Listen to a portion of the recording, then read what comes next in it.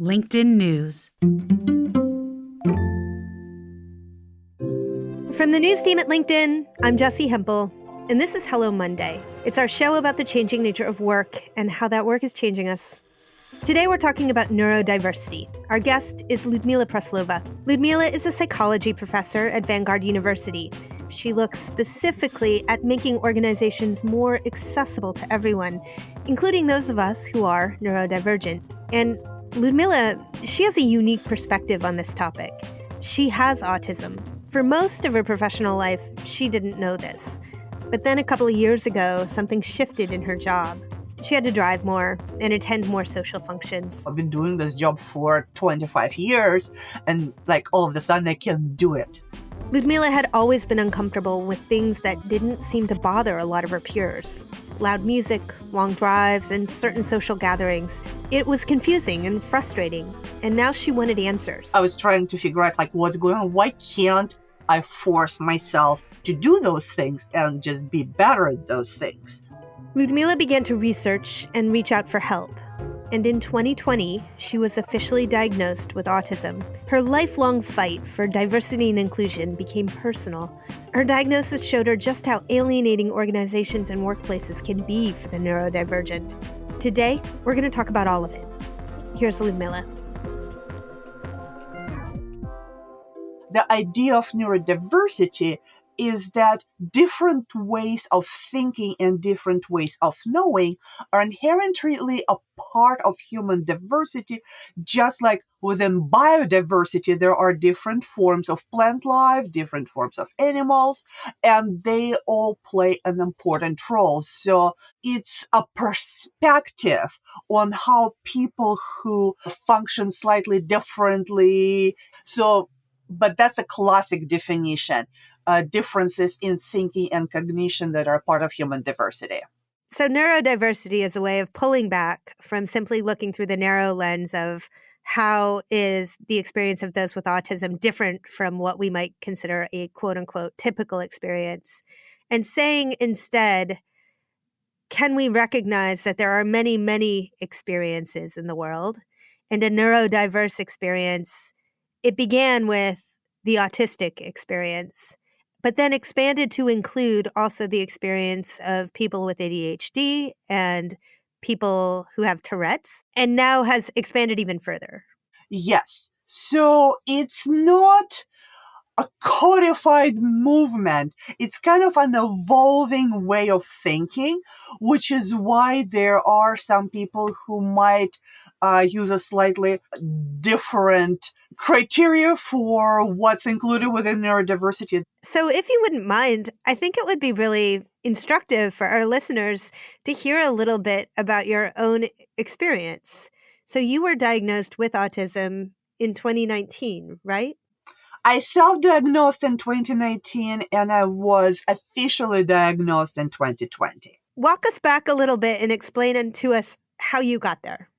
Well, the way many people do, because there is a very significant number of people who grew up before autism was a popular diagnosis. So basically anyone who is not a millennial or not a Z. And even many millennials and even some Zs also experience difficulty with diagnosis in childhood. That specifically is applicable to women and girls.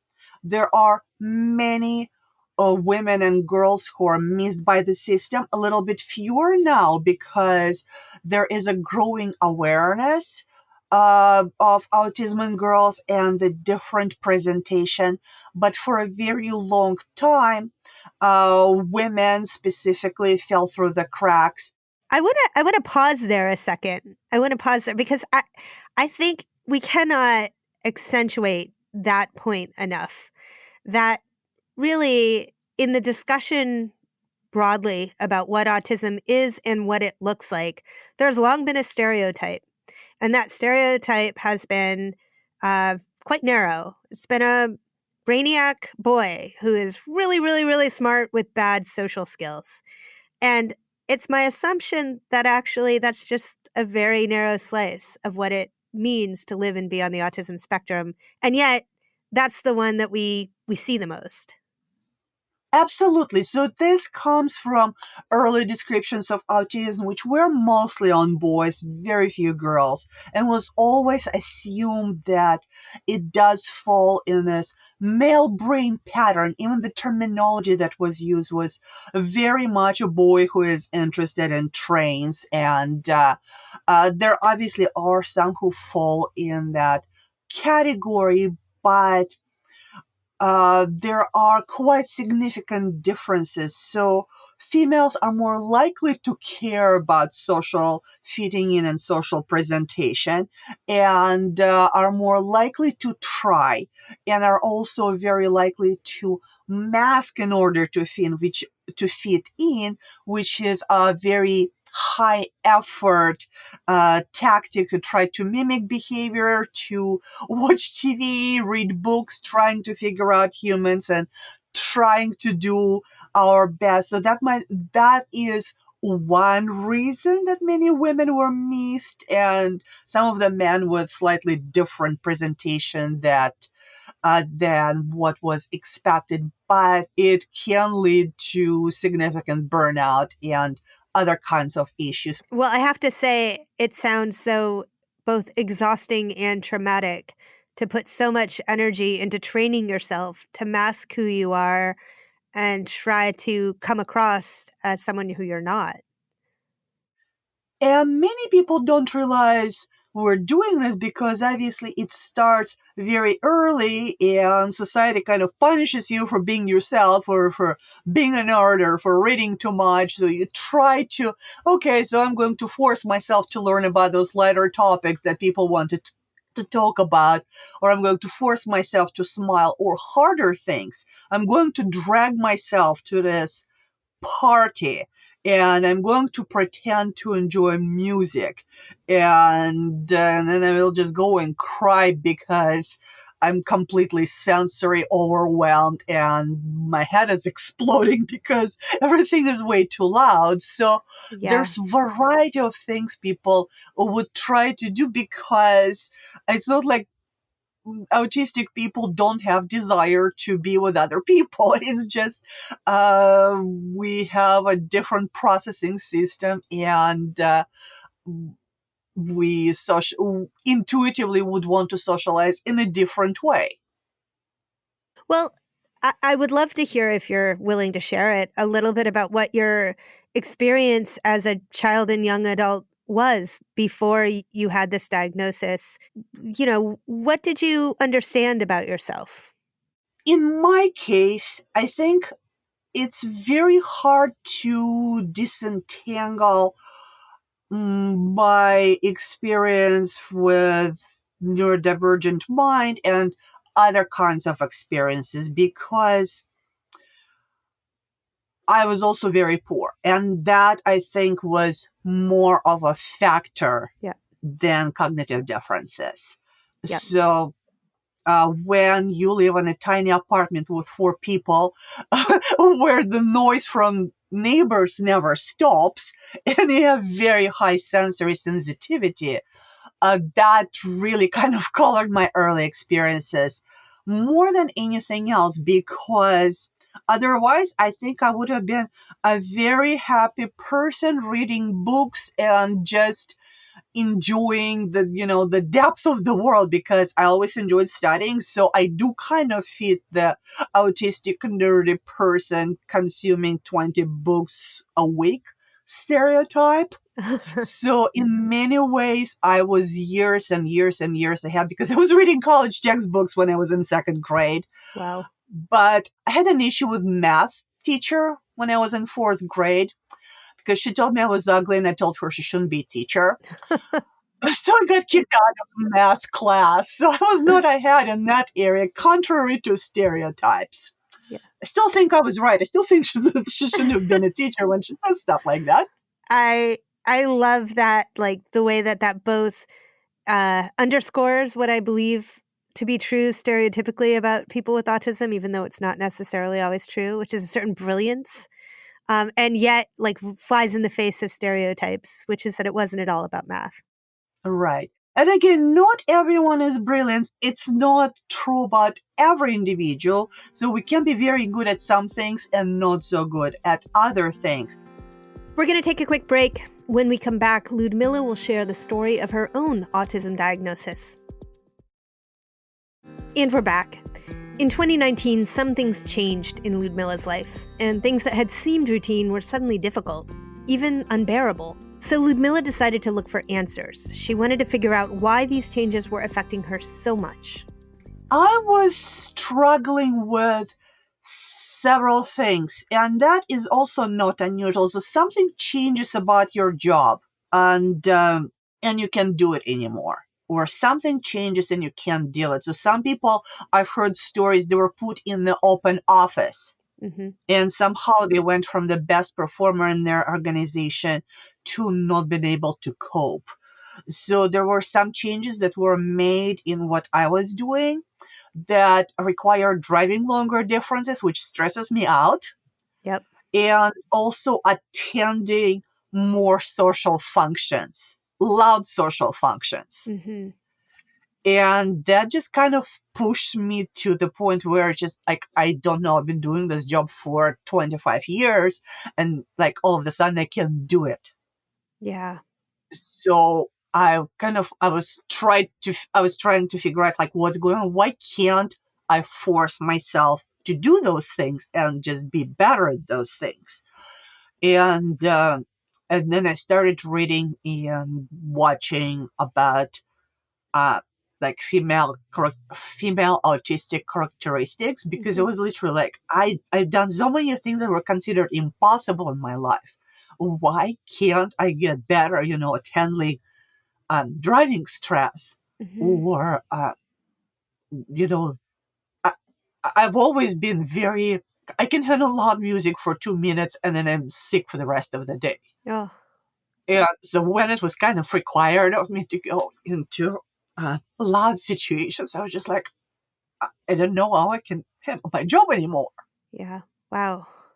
So then I kind of tried to figure out what's going on, and then I was like, oh my gosh. Well, another thing that happened, it was the end of 2019, and Greta Thunberg became Person of the Year, and I was like, oh my gosh, it's just like I was at that age.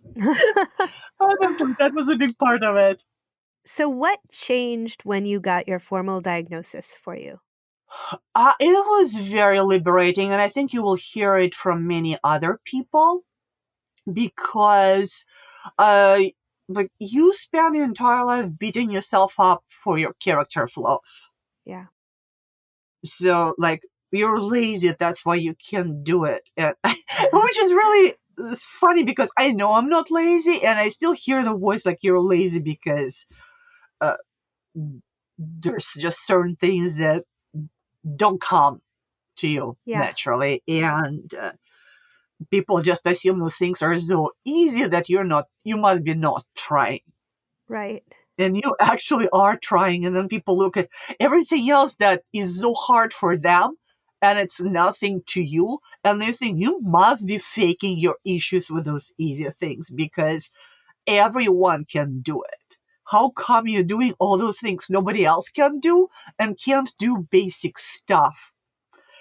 So just kind of reframing that and saying that no, it's not a character flaw, and it's a difference. It's incredibly liberating.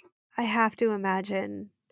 And also, and I just have to say thank you so much for sharing this experience with us. And I hope that even if a small handful of listeners hear it and hear something for themselves in it that allows them to feel less alone and go and explore this for themselves, then this will be such a gift that you've given. Ludmilla, it also just brings us back to the very beginning of our conversation when you were talking about how there's inherent trauma in hiding yourself. I don't think you used the word trauma. I think I don't mean to put it there. I'll edit it out if it's not a word that resonates. But there's so much pain in hiding yourself that you then have to spend so much time undoing. So I would imagine even with the diagnosis, even when you can name it, you still hear that little voice inside your head that's been talking to you since you were old enough to hear it. And even if you're better now at recognizing it and saying, no, that's not true about me, it still haunts you a little bit, you know? Well, absolutely. And again, yes, sometimes people use the word trauma lightly. Yeah. And, there's a big trauma, and then there are minor annoyances. However, there is also what people call complex trauma, which Yep. may not be as dramatic as, like a major physical attack or threat. But if this kind of trauma is repeated over and over and over again, like, you're told that you're no good, or you're told that why can't you do what every normal person can do, or like you're basically gaslighted into thinking that everything you're thinking is wrong. That kind of adds up, and even though it's not formally recognized, but people, there's more and more literature on complex PTSD, which Mm-hmm. is something that comes from maybe less than one time exposure to a horrendous event, but multiple over time, over years, over decades, exposure to, let's say, psychological abuse, not being heard, being constantly misinterpreted. So that is definitely something that a lot of people who are autistic and were not diagnosed or were diagnosed late also identify with. Yeah. And that was probably another huge thing when I realized those particular patterns. It's hard to completely get rid of the voices that Yeah. have been with you for so long, but at least you can recognize them and say, oh my gosh, yes, I have this survival pattern and fitting in pattern that is really not serving me well. So, how do I try to uh, find new ways of interacting with the world? Yeah. Well, so you wrote this article in Harvard Business Review, which is how I think so many of our listeners are familiar with your work. And it was really the first time I think we had heard a lot of the ideas that you brought forth in the article. I'd love to hear, and the title of the article is Autism Doesn't Hold People Back at Work, Discrimination Does. Um, I'd love to hear how that article was received. Um, People were thrilled to see neurodiversity perspective on Harvard Business Review, and the perspective on disability that comes from social understanding. And obviously, the title exaggerates a little bit because discrimination definitely is a huge part of it. And it's a counter argument to, for the longest part, from the medical model of disability, that people are problematic, something is wrong with them, we need to train something out of them. We need to drastically change them in order for them to fit in. So that's a medical model. Yeah. From the social perspective, disablement is social. And for example, it's not a bad thing that I hear everything from far away. The problem is that uh, spaces are designed for people who are less sensitive to noise. So it's not an inherent deficit, it's a social or environmental disablement. In the workplace, um, let's say many autistic or other neurodivergent people have incredible skills at doing their work. So you are perfectly capable of doing the work. However, the interview process, selection process, is designed around how good you are at talking about yourself rather than actually doing the thing. So people who get selected are people who are good at bragging about themselves and not necessarily actually doing the thing. So organizations disable us in a way that they actually don't allow us to show our actual skills. So much there to think about, even just the low-grade noise that accompanies an open office. I'm back in my office now, and I'm just thinking about it. And I'm often working in the cafeteria where there's some background music going on, and the sound of the barista, and people chatting, and every once in a while somebody shouting at a friend, and that is very overwhelming. Right. And we all have different brains. Some people need this a little bit of extra stimulation. Yep. And it doesn't have to even be on the level of autistic or versus ADHD people, but you can even talk extroverts and introverts. Extroverts need more stimulation. Environment that's designed for extrovert, for an extrovert, is actually overstimulating and harmful to performance of introverts. So then whichever group is in power creates environment that works for them, and everyone has to deal with it. So organizations really just need to stop thinking, okay, well, I'm in power and everyone is going to live according to what I think is right. And to allow all kinds of people to work to the best of their ability, we need to start thinking, how do we allow people to work to the best of their ability? And with technology and with how most of our jobs are today, this is absolutely possible to give people much more tailored experience, which is what I'm talking about. Some of my more recent writing, where ability to design your own work should really become an inherent part of the future of work.